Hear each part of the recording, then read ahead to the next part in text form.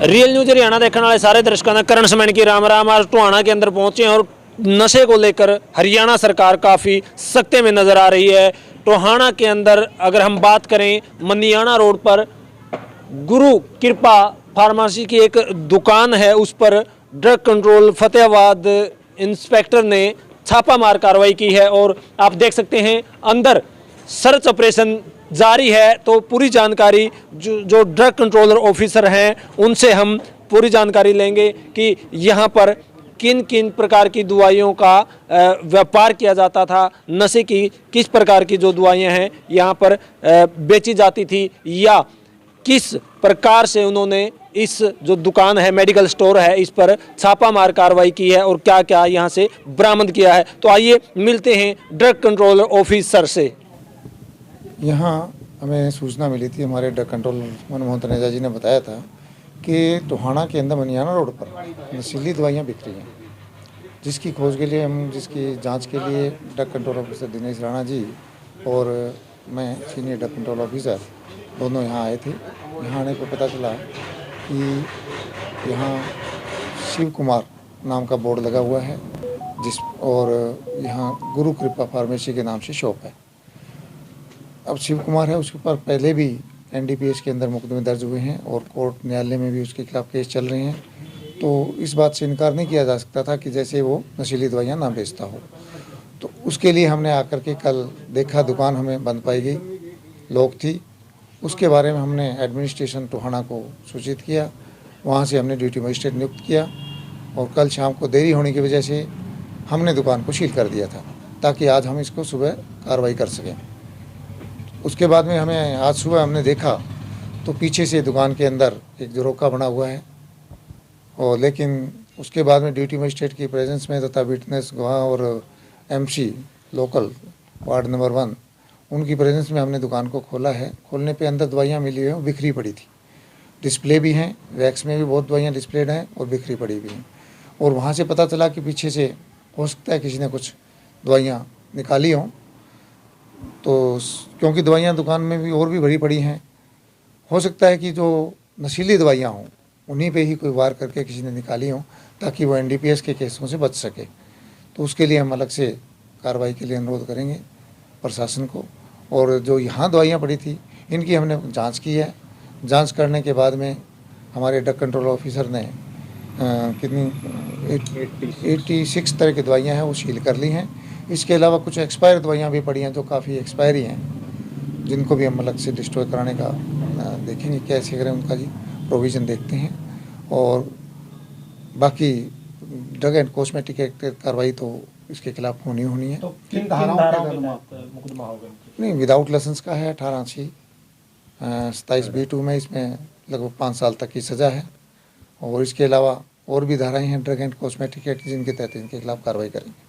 क्या उनसे कोई मुलाकात हो पाई है जो इसको चला रहे थे दुकान पे? ना, उनसे हमने बहुत ट्राई की है और उनके जो मोबाइल हैं वो स्विच ऑफ आए हैं और हमने अड़ोसी पड़ोसियों से पूछताछ के बारे में पता किया है, तो हमें उनसे कोई बात नहीं हो पाई। क्या कहते हैं, मौके से फरार है वो? हाँ, मौके से फरार हैं, आना नहीं चाहते होंगे। नोटिस भी हमने एमसी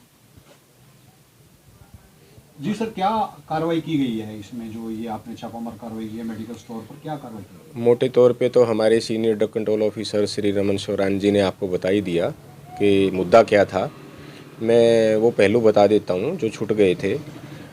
हमें सूचना मिली थी कि एक हमारे state drug controller Shri Manmohan Taneja ji से कि भाई मनियाना रोड टोहाना पे है ना, एक विदाउट लाइसेंस के नशा भी बेचा जा रहा है और एलोपैथिक ड्रग की शॉप भी चल रही है।